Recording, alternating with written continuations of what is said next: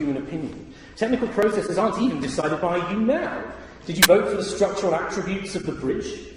Do you vote on which materials used to construct houses? Do you vote on the internal mechanisms or designs of an MRI machine? No, because most of us, certainly me, don't have the knowledge necessary to make large decisions like this. We already arrive at these decisions based on the best available information we have at the time. So what about, lazy people? If I'm busy in a contributory role, not over-consuming, won't others simply sit around and live off the fat of the land that the economy is now producing at no cost to the individual? First off, why is it that when people talk to me about lazy people, that lazy people are always other people? I find that one quite interesting. And if you do know a lazy person, when did they become lazy? Was it on their 20th birthday? Were they lazy as a child? Who here has toddlers who have chronic laziness?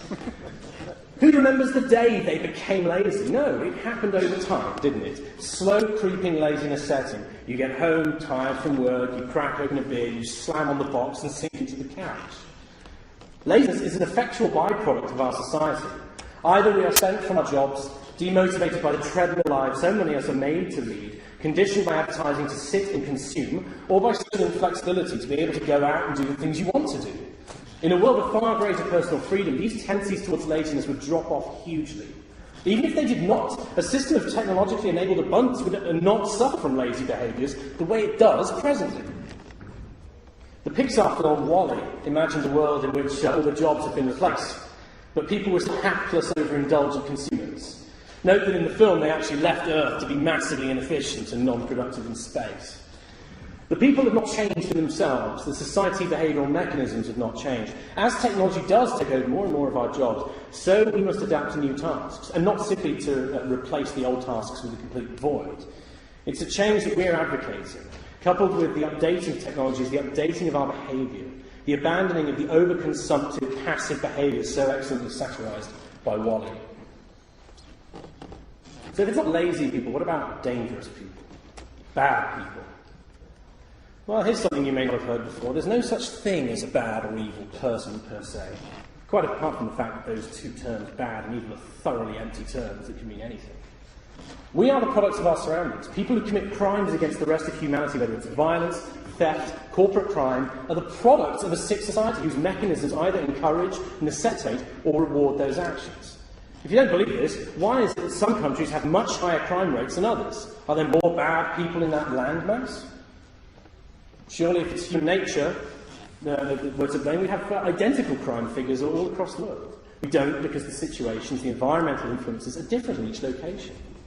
Everything from the wealth gap, pollution levels, positive or negative media influences, right through to the weather influences our behaviour. It is the ultimate litmus test of society soundness. Higher crime rates are symptoms of the flaws of the system.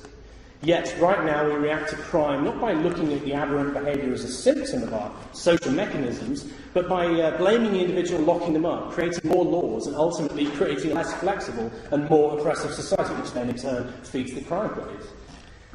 In turn, the oppressive liberal society produces more crime and a higher prison population. Criminals and ex-cons are precluded from successful lives after jail. No one wants to employ a criminal.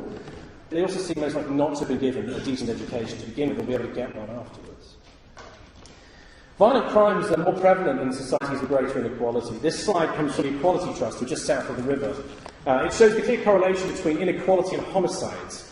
Remove the underlying cause, inequality, and the incidences of crime decrease as well. Stressed family environments, relationship breakdowns, school shootings, gang violence, bank robberies, fraud. Which of these cannot be traced back to the social stratification based on income, greed, or spending power, or the ability to gain differential advantage over others?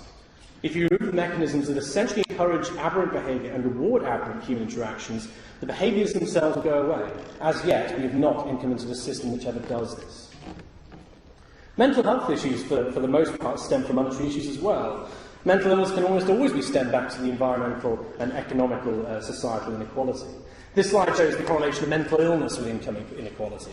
It illustrates this point more than amply. Greater inequality facilitated by narrow self-interest, the internal logic of a monetary system, and the differential advantage in competition directly negatively affects everyone in the population, including rich people. Based on 30 years of research by the Equality Trust, if the UK were more equal, We'd be better off as a population. For example, the evidence suggests that if we halved inequality, there would be half the murder rates, mental illness would reduce by 2/3, obesity would halve, imprisonment would reduce by 80%, teen births would reduce by 80%, levels of trust would increase by 85%. Imagine how little crime there would be if we put true equality into practice in this country. And were there a global equality and partnership, can you imagine how quickly war would disappear? So what about the law? Legal restrictions are present in our societies to limit problems that we've not been able to solve through technological means. We have drink driving laws because our cars will crash if we're drunk behind the wheel. But if we build cars that can't crash into each other via GPS guidance systems and with pendulums built into the base that correct a swerving motion, drink driving laws become irrelevant. You can get really hammered and go out driving. It is technologically more than possible. We already fly things to the moon by remote control. But we don't do it because it is too expensive. A society structured around resources, equality and efficiency will mean the automatic redundancy of laws pertaining to finance, money, property, crime and socially offensive behaviours. Having a lot of laws is not the sign of a well-adjusted society. It is a demonstration of the flaws that society has. Laws attempt to patch up the inabilities to function correctly within that society. Perhaps, and you're not going to like this one, perhaps you think that we can solve our problems with politics. We're not a political movement. We will not stand for election, in both senses of that, right? Why is that? Michael Rupert said it best when he said that politics is economics by other means. Politics is simply another power outgrowth. To be elected, or even to run for election, requires a large amount of money to canvass support.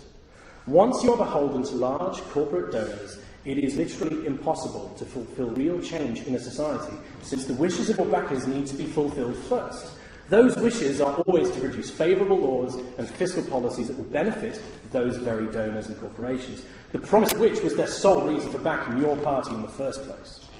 Why do politicians break promises? Is it because they're bad people? No, they aren't. Politicians are not here to change things. How could they be? They are raised, conditioned and promoted and admitted by the current established societal notions. They are not technical experts.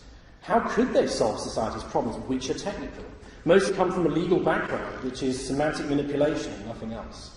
They are qualified to make changes. This man is an economist by trade. Given that he is absolutely indoctrinated into a monetary system, how is he going to bring about the change that he promises? The same is with every other politician. We cannot achieve lasting, real and meaningful change through politics. We need to move beyond politics. The simple fact is that politicians are not there to enact real change to the underlying root causes of society. Constrained by relatively short voting cycles and financial pressures, even the best, most worthy and honest leaders have to operate within the system. It's time to take the next step in our social evolution. It's time to evolve along the only path that is relevant, one rooted in the real world, one that is truly possible. We have outgrown the needs for the mechanisms to manage scarcity. We have outgrown scarcity itself. We have outgrown the need for war, poverty and profit at all cost. It's time to ditch the false divisionary notions based on belief, opinion, hearsay, surmise, and any and all inherited assumptions. Human beings are amazing. On this tiny, pale blue dot, we have come from the simplest of organic life, against all odds, to our present state of sophistication and consciousness. We have put to task our ingenuity and our creativity to produce astonishing results. It's only money now that is holding us back. We must not let our failings to continue our evolution destroy the most valuable thing that we have, ourselves. You don't join us by voting for us. You don't join us by canvassing support. You don't join us by signing up to a mailing list. And you don't join us by buying a book or a T-shirt or DVD. As mentioned before, any and all information you disseminate is offered completely free of charge. And you certainly don't join us by giving us donations. We won't accept them. You join us up here, in your head. You join us by realising the logical limitations of our current lifestyle and calling for a new global model. We all join by breaking down the barriers that we have imposed on ourselves or had imposed on us to rejoin other members of the human race waiting on every other side. Thank you.